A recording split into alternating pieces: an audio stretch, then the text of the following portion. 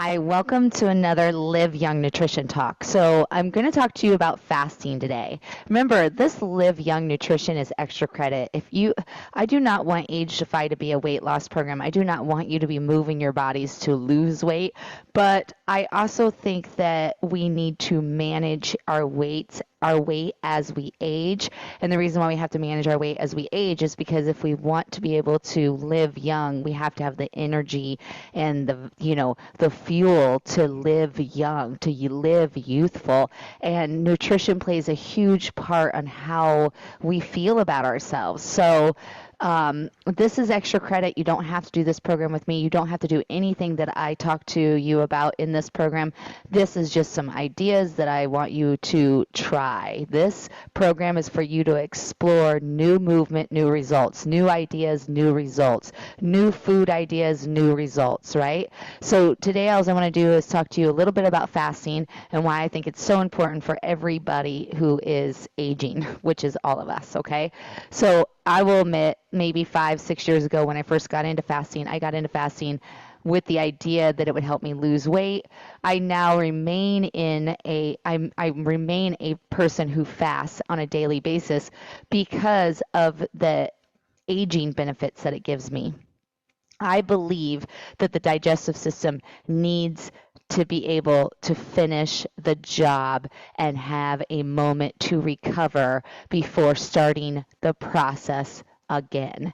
So fasting allows my digestion system to complete its job and then recover and to start again. Because what happens when you, let's say, take your last bite at 9 p.m. Maybe you finish you have dinner at 7, but then you do a snack around 8:30, 9 p.m. So you stop eating at 9 p.m., let's say, but then you wake up at 6 a.m. and you start your day with coffee and cream, with a breakfast, even a healthy breakfast. It doesn't matter. What's happened is you've only allowed your body, you haven't allowed your body even 12 hours to completely digest the prior day's food intake, right? Before you start to add more food to the system. So since the digestive system never completes its job and it never gets time to recover, basically as we continue to add more food into the system before the system has its chance to complete the process or have time to recover, we are just slowing our system down so much.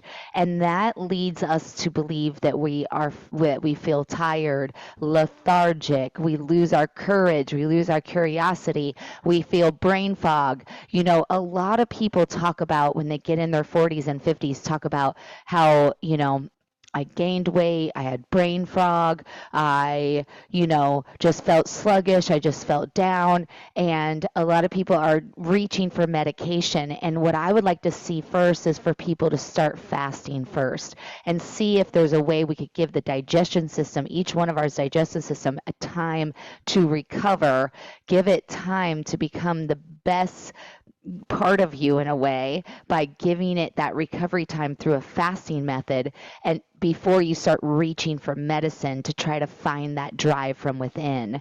I believe that drive from within comes from fasting and movement and age defy lifestyle, the way we think, the way we react, the way we do.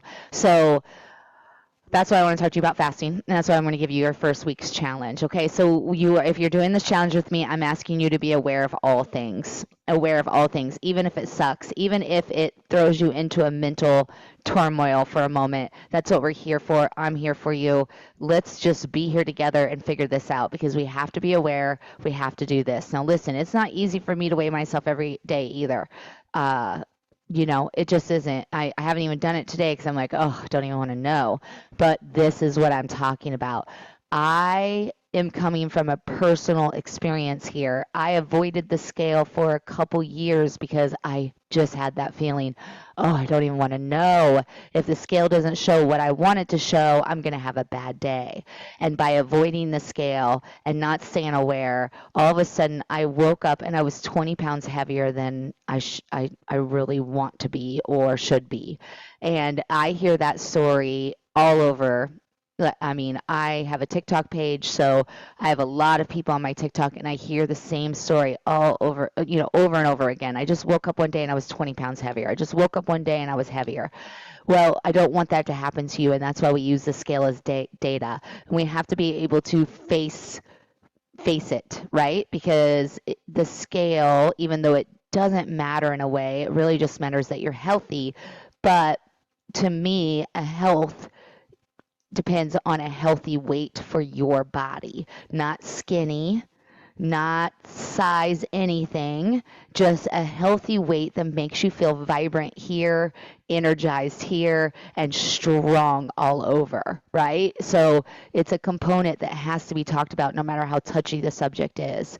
So that's why I have that 10-pound set point weight gain, that 10-pound set point that I want us all to be in. So we're not chasing after this one weight. And if we're not that one weight on a daily basis, we get to go on a mental spiral. No. Instead, what we want to do is get used to seeing our weight fluctuate between 1 and 10 pounds. And when we get higher on the zone, right? When we get closer to that 10 pounds, we know it's time to make changes. It's better to catch it midway though, right? It's better. So let's just take 130 to 140. That's your 10-pound weight, your 10-pound scale. You want to try to be close to 130 as you can. But when you start to get to 135, you're like, well, okay, check-in time. Let's see what I've been doing. Oh, yes, I've definitely been eating a lot of ice cream at 9 p.m. And then, yes, I'm waking up and putting creamer in my coffee at 6 a.m. Okay, so let's give up the ice cream at 9 p.m. Let's just start there with that one adjustment. And then we start weighing ourselves. We keep weighing ourselves, and we notice that we go down. And we're like, okay, not having ice cream at 9 p.m. was awesome. That was the right move.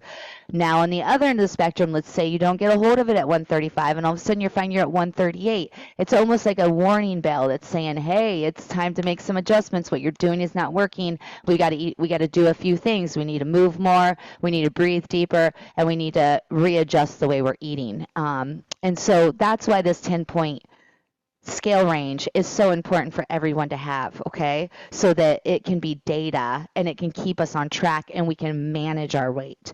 It's also what we're going to do to lose weight, but right now you are in investigation mode only. You are spending the next 10 days weighing yourself every day, writing it down, saying how you feel. That journal is for you, not for me, but if you want to share it with me in the community, please do so. That would be awesome. I'll be sharing my story, and it's open for you to share as well. Okay, so let's move on to fasting.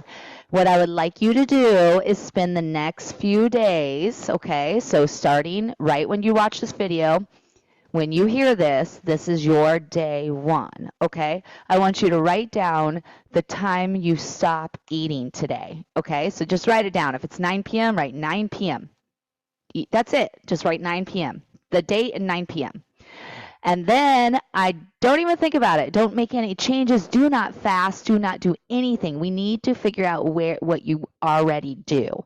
So with that said, if you drink or eat anything more that's not water or black coffee, that's the only two things, okay? Water and black coffee are the only things that you can have during fasting hours. We're not fasting right now, but if you add cream or sugar or milk or anything to your coffee, I need you to write down that time. If you eat before you have coffee, I need you to write down that time. So basically, the first time in the morning that you put something in your body that's not water and black coffee, I want you to write down that time. You put the date and you write the time, 6 a.m. That's all you have to do. And then you'll go back to it and you'll write down what time you stopped eating on that same day. So we have the night time of this day one. On day two, we have morning. And on day two, we also have night. So if it's, again, 9 p.m., write 9 p.m. And then on day three, you're going to get the morning time, okay? And then you're going to get the night time. And so that's all I need you to do for this week right now is take your weight for 10 days in a row, write it down, collect the data, be okay, talk to yourself here. None of it matters, but all of it matters, okay? So don't attach yourself to a number. We're going to attach ourselves to a healthy lifestyle that helps us to feel, open and energized here, healthy and endurance here and strong everywhere else. And the way we eat really, really does help us with that, okay? All right, so the 10-pound thing, that's what you're doing for the 10 days, and then keeping track of your eating times, like just what's your natural habitat, and does it change? Like, let's find out. Maybe one day you do this and another day it's completely different. I don't know, you don't know until we actually become aware of it, and that's by doing this 3-day challenge and writing it all down. We will talk more about fasting, and I will help you with creating a fasting schedule for you, based off what we find out in this challenge. So you know what? Do it. Just do it. Let's see what happens. Have a good day.